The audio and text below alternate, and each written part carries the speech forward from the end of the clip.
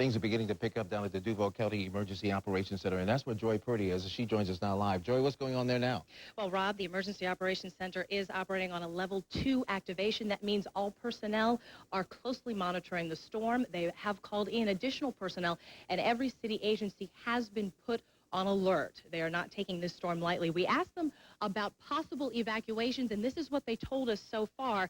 Right now, they are expecting tropical storm winds to begin about 8 o'clock Tuesday night.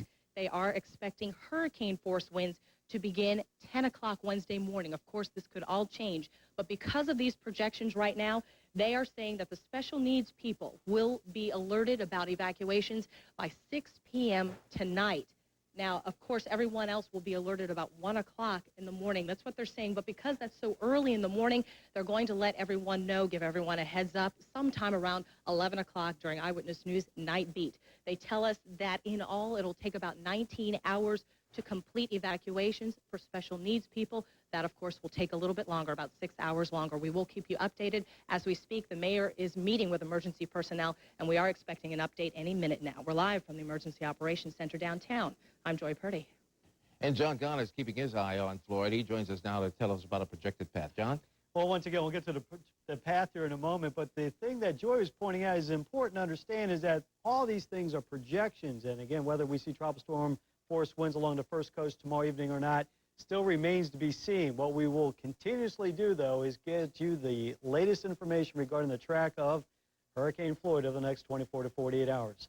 Right now, it's not bad outside. Look at this satellite picture. It tells you a pretty story. No rain, not like yesterday when we had the rains downtown, Alltel Stadium, and the Jaguars dealing with the rains then, but east to northeasterly winds continuing to push a few clouds on shore, but at this point, not a lot of shower activity, nor do I expect any showers here this afternoon. Whatever showers we should see may show up tomorrow, but today looking pretty nice. 83 degrees at the airport right now, 82 up in Brunswick, Georgia, 84 in St. Augustine, Daytona right now, about 86 degrees. Our focus points will be along the coast for the next 24 to 48 hours, but I got to stress, if you live out in Lake City or Gainesville or back out toward Ocala or back west and north out toward Waycross, you need to be aware of what's going on in case there's a shift in the track of Floyd. And that could occur, as we don't have an absolute idea on exactly where he's going to go. We have some indications, but that's about it. Look at this hurricane. Again, yesterday blowing up rather dramatically out there over the open waters of the Atlantic Ocean. There were some indications it went over a very warm pool of water that helped it to explode into a Category 4 hurricane, literally almost becoming a Category 5 hurricane before. It looks like backing off a little bit. As you look closely here, we don't see this donut out there. Instead, we see that it's been eaten from the western side, an indication that it may not be as intense as it once was. Hurricane hunters will be back out there into the storm sometime around 2 o'clock. By the way, I don't want you to worry about this one at all, but there's another hurricane out there, Gert. Just remember, far, far away, not a problem. We don't have to worry about that. Instead, Floyd is what we'll concentrate on. Here's the latest coordinates, 24.1 north, 72.1 west. Estimated wind speed at approximately 150, 155 miles an hour, but subject to change. It will fluctuate. They don't get much stronger than that. And even though we are starting to see some of these thunderstorms that had ebbed starting to come back around the center, and that may be an indication that at least at this point, Floyd remains a very dangerous Category 4 hurricane and likely to remain that way. Here's another perspective of the entire East Coast. You heard Dr. Jarrell talk about the possibility of it going all the way up the East Coast. Well, that's exactly what could happen. The players here, one area of high pressure backing off out toward the Atlantic, a new one moving in, and then there's this trough of low pressure, this cool front heading on down toward the southeast. Will this cool front be enough to help lift up Floyd and move him away from the first coast? There is that possibility. Will it be so weak that it won't be able to do it? And again, Floyd's a little bit further west than I'm projecting here. This is just a projection, and we will likely change that projection over the next day or two. But of course, Wednesday morning, 8 o'clock, somewhat, maybe 100, 200 miles south or south-southeast of Jacksonville at that time.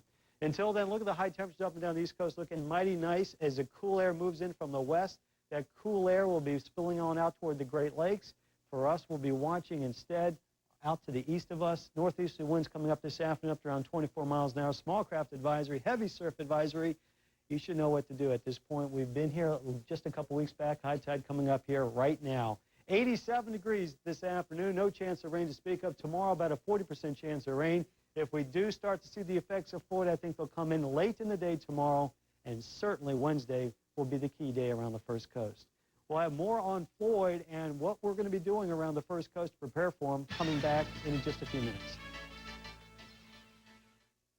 Something's up with Mom. Yeah, now when she comes home, she has an activity planned. Soccer, baseball, badminton. She's a total spaz. Listen, we like playing just as much as the next kid, but doing it with Mom is going to take a little getting used to. Exercise, eat right, and for nutritional support, take GNC's Women's Ultra Mega Multivitamins with more calcium and more B vitamins. Projected path of Hurricane Floyd over the next couple of days. As you can see, the eastern coast of Florida, all under the gun. This could make its way on land and then back offshore, as Dr. Bob Sheets mentioned earlier in the newscast.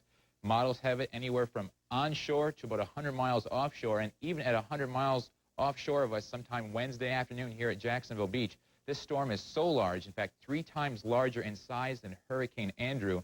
Hurricane force winds, which means sustained winds, not a gust, but sustained winds of at least 100, possibly 130 miles per hour at the beaches. Hurricane force winds, which was around 74 to 75 downtown. That's once again if the storm maintains around 80 to 100 miles offshore. Anywhere closer than that, of course, the winds go up, as does the rain probability, and we could see some flooding rains as well. So just keep it here.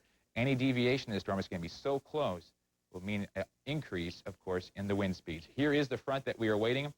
Those circles out there is the pressure lines around Floyd, and it's this front that we are waiting for to get closer to us to steer Floyd away from us. It's still going to get very close. Without a doubt, we are going to see effects from Floyd. It's just a matter of how close will it get and how bad will the winds be. And, of course, we also have Hurricane Gert out there a long ways away from us, and you can definitely tell Floyd, and there's the cold front boundary.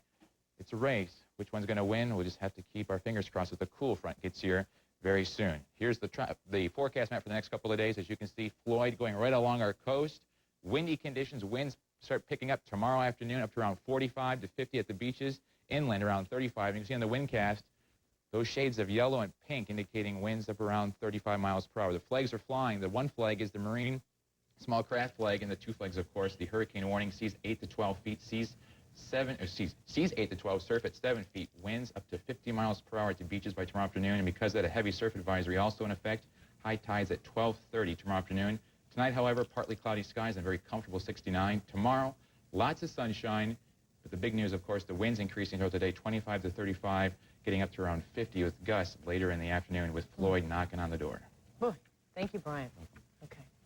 Stay with us. Our storm team coverage continues. We'll be right back.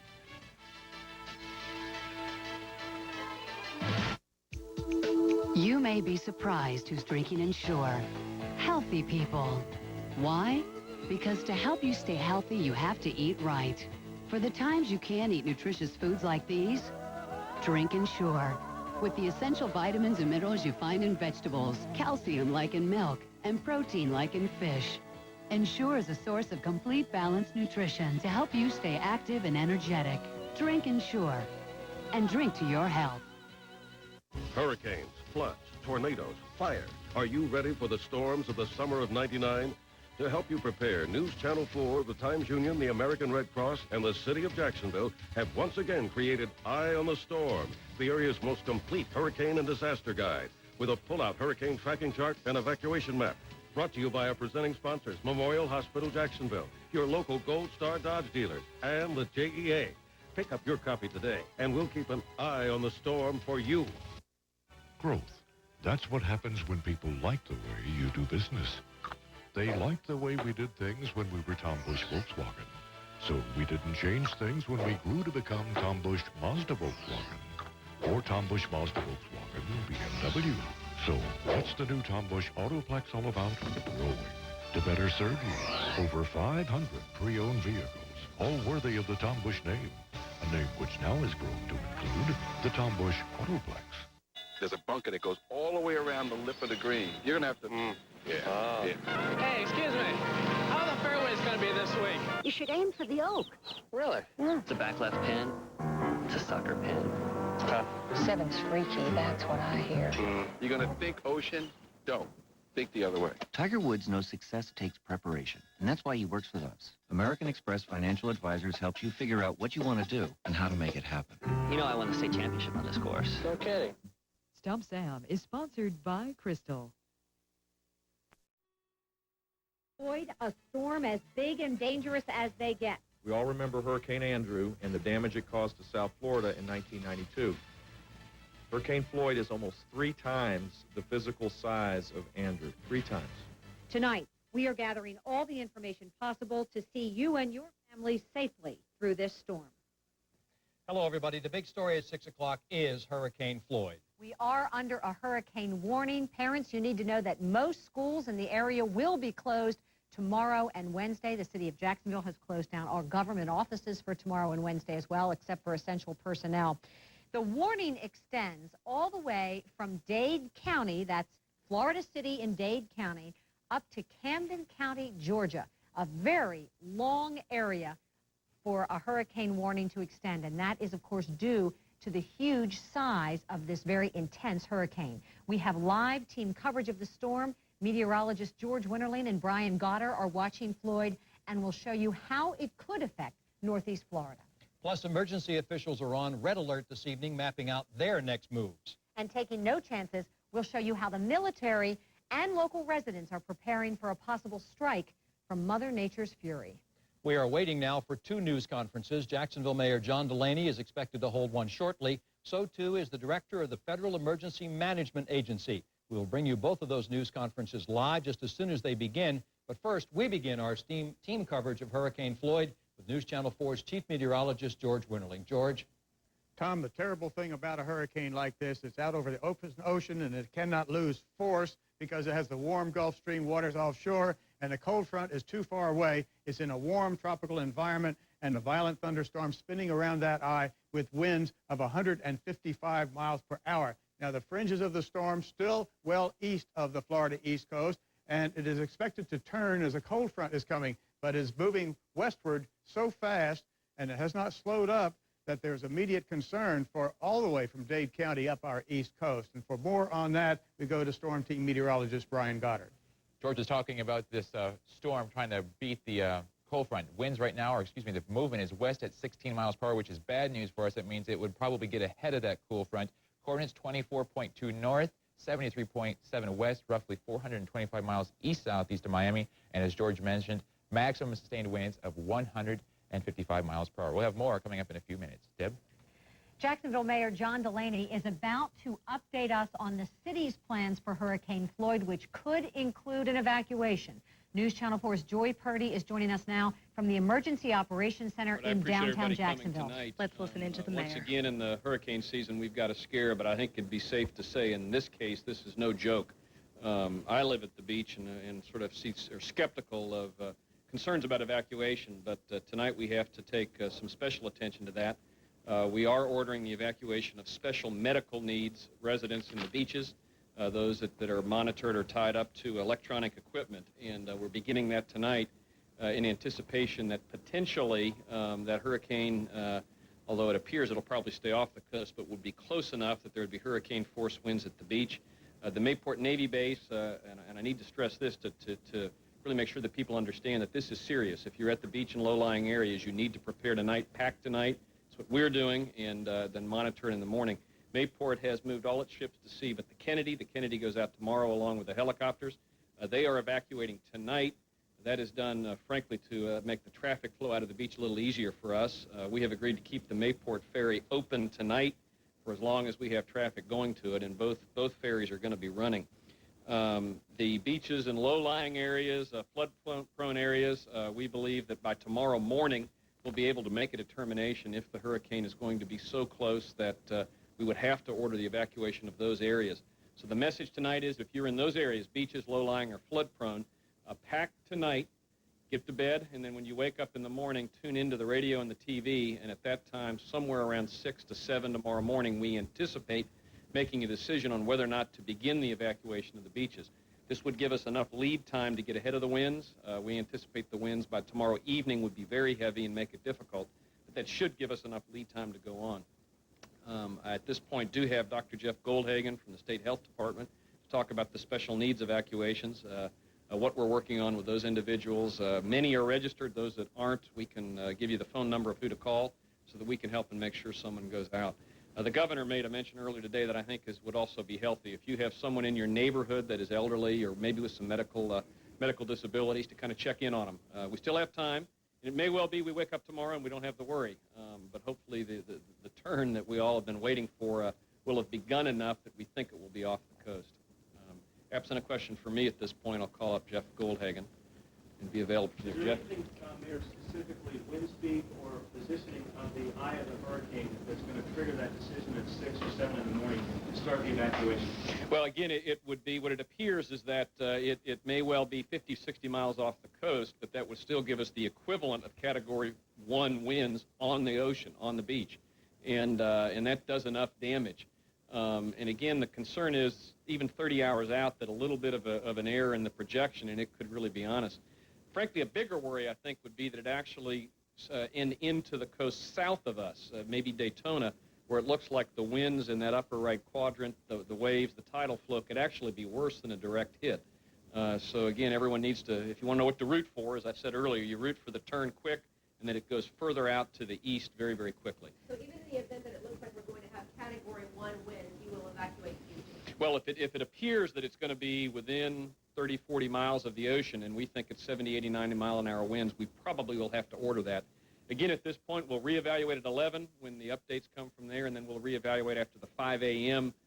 Scan by the Air Force and the hurricane watchers. So, Mayor, at this point, is Duval County under a state of emergency, and does that include the beaches? Yeah, we have signed an executive order relative to that. We've discussed it with the City Council President and some of the City Council members. We'll have a meeting within a half an hour with the City Council. That's preparation. We don't want people to panic.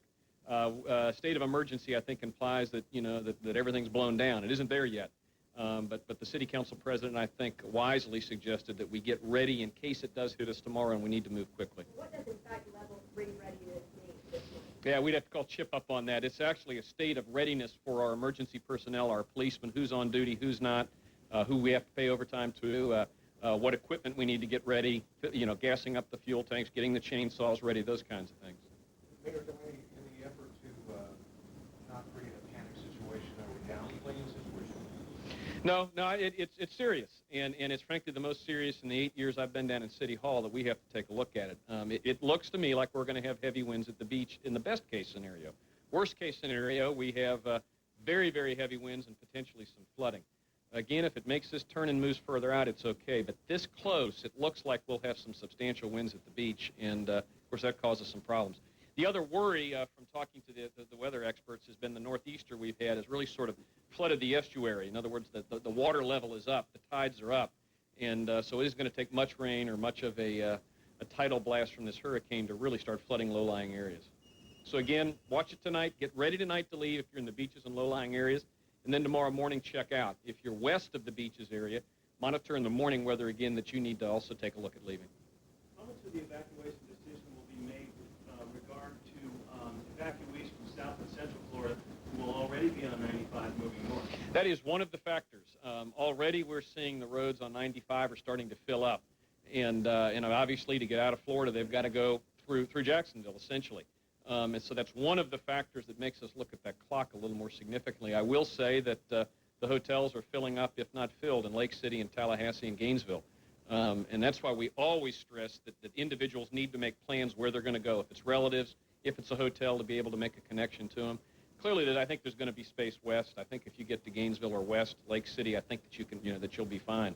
But traffic from the south is heading up because they have begun evacuations earlier in the day. You mentioned the beaches. As for the special needs people, same situation, same time frame? No, the beaches special needs people, we're beginning that process tonight. It takes longer, obviously, to be able to get them out because the traffic would be, flooding away from the beach. We need to be able to get emergency vehicles in. But again, we're beginning that process tonight. And I will say this, we have not done that before. 3 or 4 years ago, the last threat we had, we did not do that because we did anticipate it turning.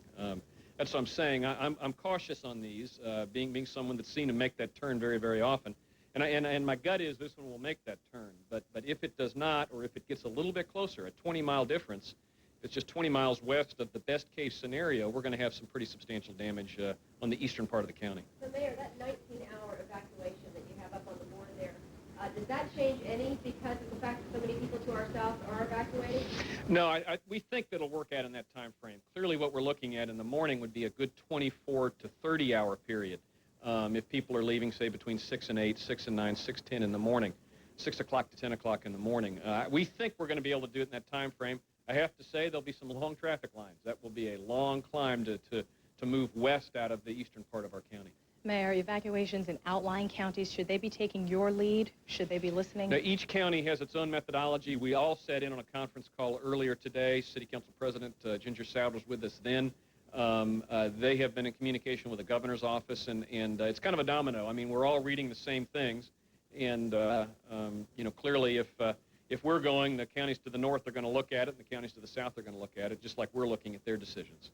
Can you address garbage pickup and recycling for the rest of the week?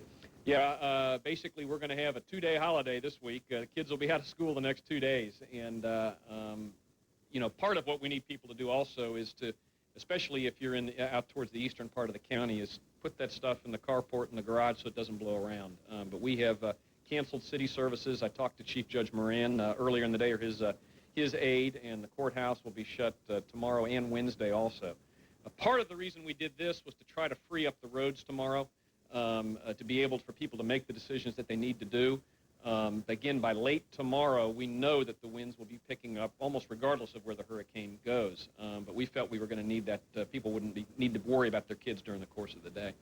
Again, this is what we're doing at my house. We're packing up right now. My wife's sort of the equivalent of a single parent right now. They're getting it ready tonight, and in the morning they're going to head out, dependent on the reports that we get from your weathercasters and also from the National Weather Service and the Hurricane Center. I have a question. We talk about the beaches. What advice you give for the people from the west side, the north side, as all people call in and ask what should they do? Yeah, what we've called it's a Category 1 evacuation, which means beaches, low-lying areas, and flood-prone areas. If you're in a house trailer, which tends to blow, again, the further east, the more likely you're going to see the winds. The further west you are, the safer you are. But yeah, the focus tends to be on the beach because we've got, say, nearly 100,000 people that fit into that category. But if you're near a creek that tends to flood, right on the water where it tends to get up into your backyard, you need to watch this. And again, tomorrow morning we'll try to make the call, and we will not do it lightly. We don't want anybody to panic. You know, people should not panic. We think that we've prepared well enough for this. Hopefully you individually have. Earlier you mentioned signing an executive order. What does that address specifically? Well, and again, what it allows the city to do, it's pursuant to state statute and local ordinance that allows us to move quickly. Rather than go through a purchasing code, we can purchase generators and gasoline, those things very, very quickly if we need. And the city council, then, we have to go to them, and they would concur in that temporary waiving of the purchasing code is one example. It just allows us to act quickly without going through the normal protections that we build in the purchasing code to try to get around corruption and those kinds of things. Mayor, we see the sheriff with you as well as the fire chief. Does this mean their personnel are all on standby as well? Yeah, I could turn over to either one of those, but obviously, yeah, we've got a methodology that we kick into gear. The sheriff's people and his managers we've been talking to them all day long, and obviously the fire chief and our emergency personnel. Clearly they're ready, and that's why they're here too. Sheriff, do you want to add anything to that? Yes, we're ready, and one of the questions that came up earlier about the influx of people coming up, trying to get out of Florida. Certainly at some point we will look at that, and if that possibility where we might have road congestion, particularly I-95, we might look at diverting all of that traffic around 295, leave those roads open. When will that decision be made? Well, we will look at it and see what we got coming up and make that decision based on what level of congestion we would have coming through Jacksonville. Okay, with that, I'd like to turn it over to Jeff for your questions on the special needs. And again, these are the people that are tied up to electronic monitors or heart devices, asthma devices, those kinds of things. And he can give the details of that. So, Jeff? The need to move people quickly with special needs is the reason why we're starting this evening. Persons who have registered with the Emergency Operations Center over the last year and or those who have particularly identified needs, we will actually notify you this evening. We will contact you and determine what your needs are. For those who need to be transported, we will arrange transportation. For those who can make the transportation themselves, we will let you know exactly where to go. If you haven't registered with the Emergency Operations Center, and if you have a need that you have identified and haven't been contacted, have already registered but haven't been contacted tonight, then you need to call us this evening, and that number to call is 630-7953. Let me repeat that, 630-7953. So not a good time for it. The waves are getting bigger, as you might imagine. Now, if you have not bought your hurricane supply this morning, waiting for plywood, worried about taking care of their homes. Many of these people here said that they want to board up and then leave. Now, a couple of things you need to be prepared for, a couple of things you need to make sure that you have now, and a lot of what people are buying. Let me show you. Batteries, flashlights, duct tape, which is really important. Also, something else that people use in addition to the duct tape, this is a plastic that covers the windows to prevent them so that if they do break, they do not shatter inside. Also, trash bags. You also want to make sure that you have some gasoline. If you do lose power, a lot of people are buying grills and propane to make sure that they can be able to cook something. Also, getting your house ready. You need to make sure any projectiles, anything that can fly through the air, should we get some gusty winds, you want to make sure you put your pots, your trash cans, even your hoses inside. And we'll continue to follow this story and bring you much more. We're live for now from Regency. I'm Jennifer Wall. Of course, this evening it is the question everyone is asking: where will Hurricane Floyd hit and how will it affect us? George is monitoring the storm and will have an update on its possible path just ahead.